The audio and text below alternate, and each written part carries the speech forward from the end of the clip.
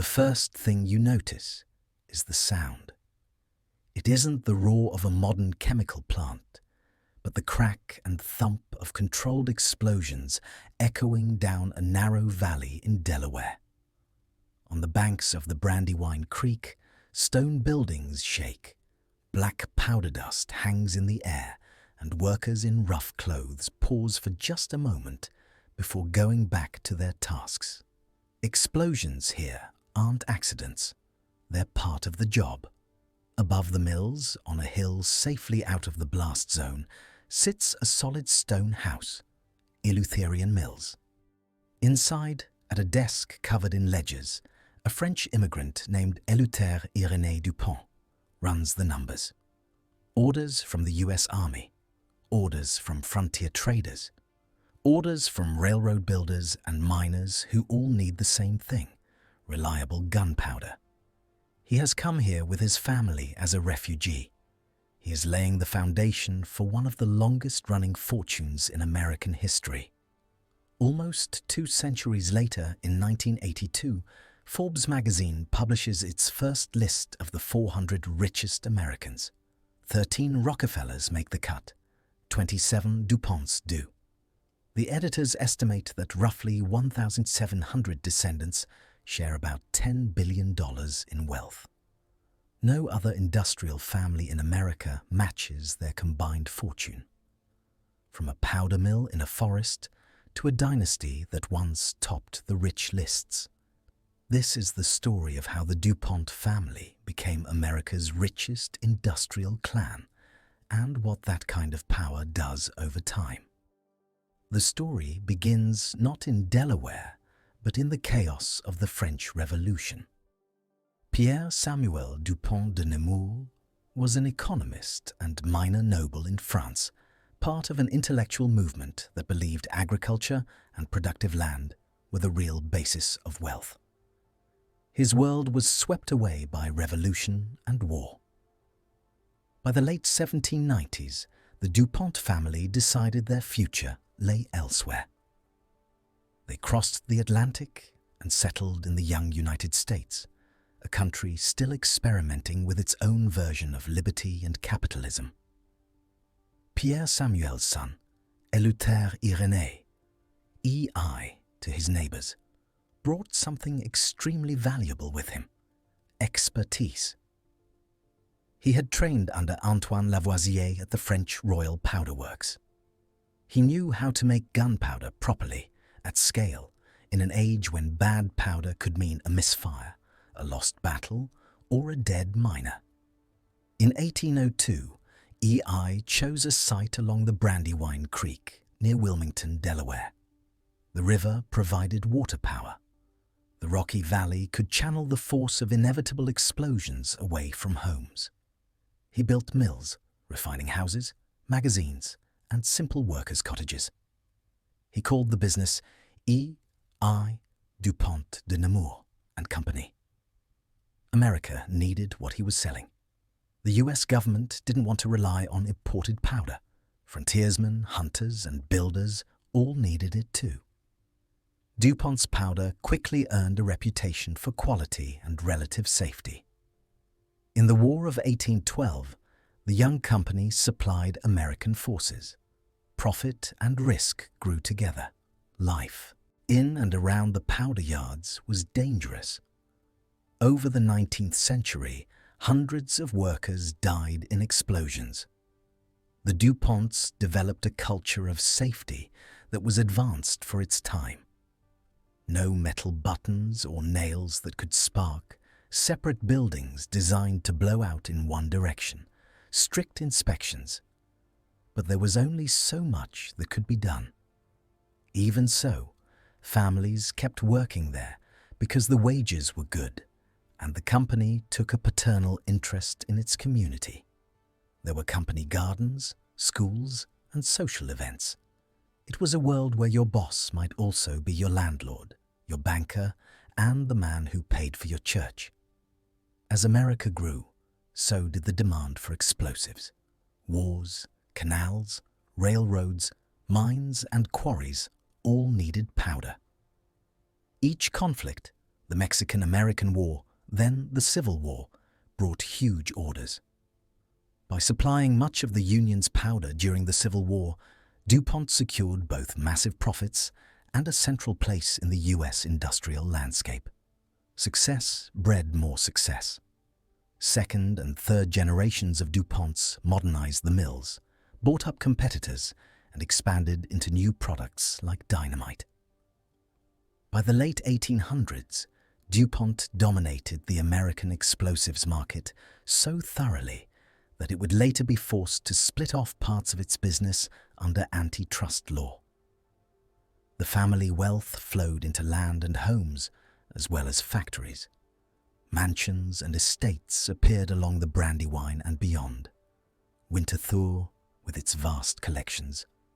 Nemours, with its French-style gardens.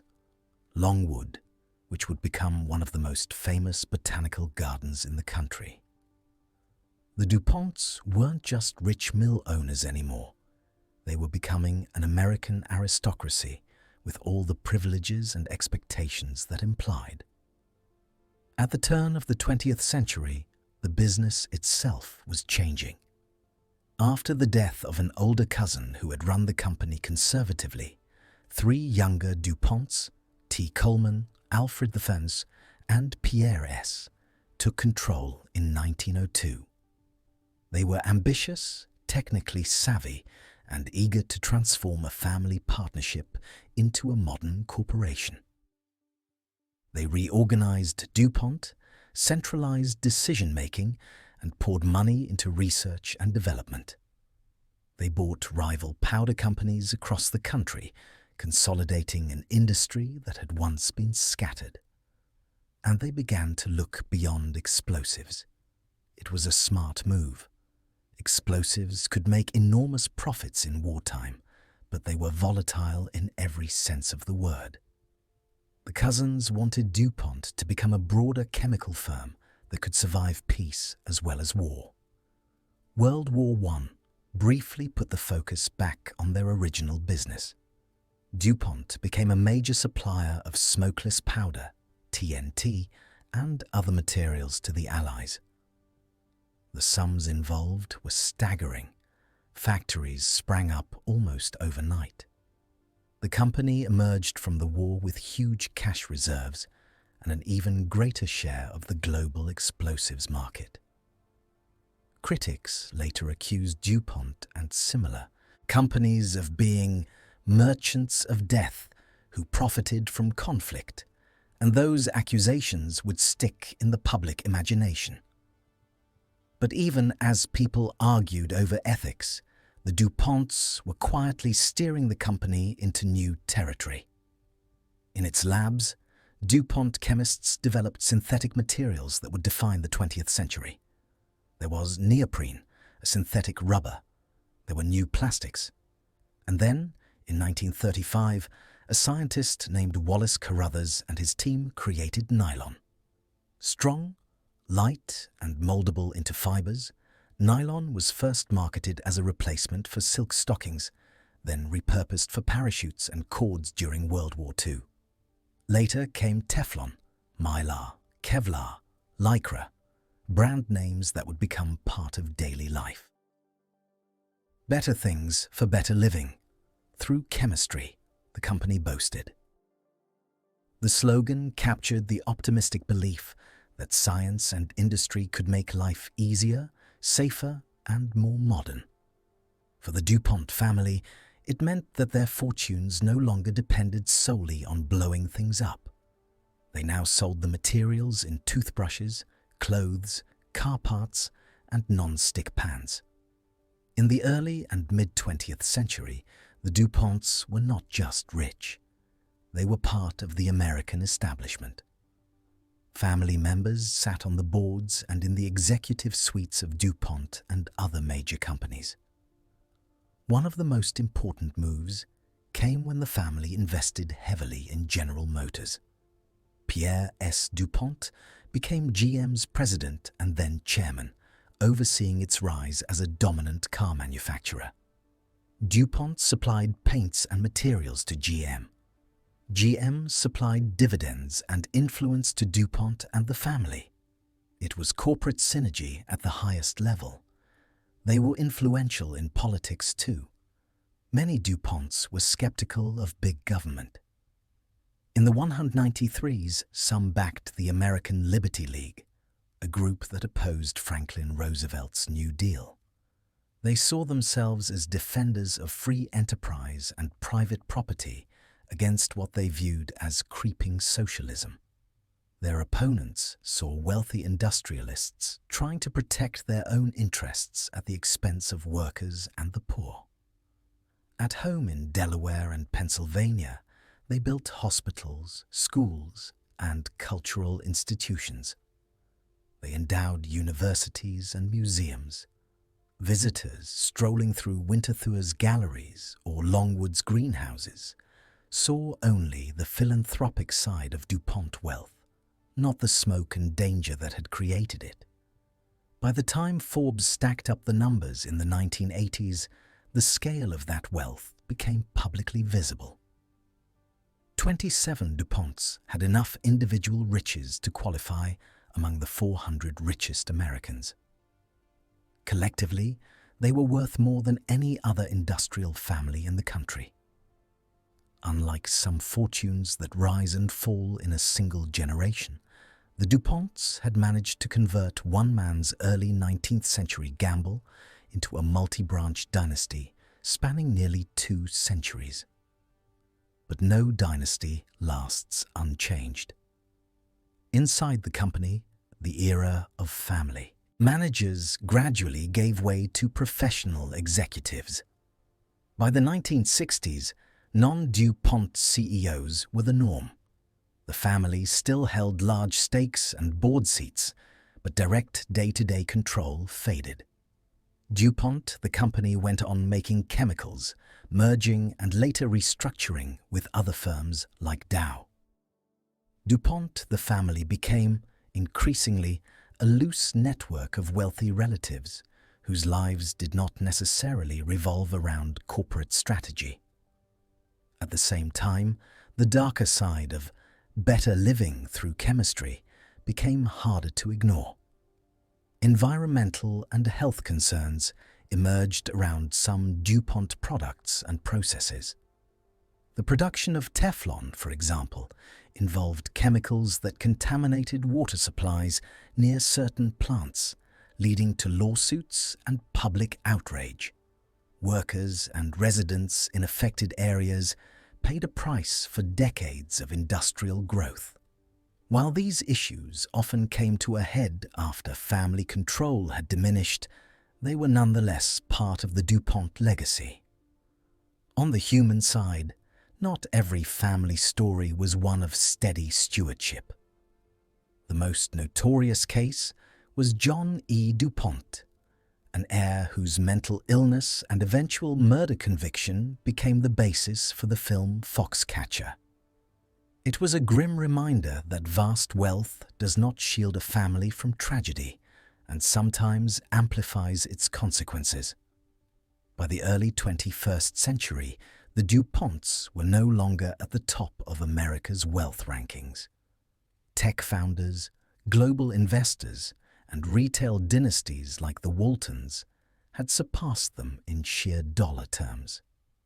DuPont, the company, had changed form through mergers and spin-offs. The diffuse family fortune, spread across many branches and investments, was still enormous, but no longer singular. And yet, if you walk along the Brandywine today, you can still see what that old powder money did.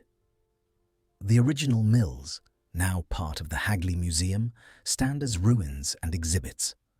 The stone house on the hill watches over manicured lawns instead of risky factories. Not far away, Winterthure's museum showcases American decorative arts, while Nemours and Longwood welcome visitors into gardens and fountains that would not exist without the DuPont's long run of profits. The family that once blended gunpowder smoke and balance sheets to rise to the top of America's industrial world has scattered, its wealth diluted over generations. but its fingerprint remains on landscapes, institutions, and technologies. Calling the Ponts America's richest industrial clan is most accurate if you freeze the frames sometime in the mid-20th century, when their company stood at the center of chemicals, cars, and war production, and their names dominated rich lists. Look at the full film, and a more nuanced picture appears. Immigrants turned mill owners turned monopolists, monopolists turned diversified industrialists, industrialists turned philanthropists and political actors.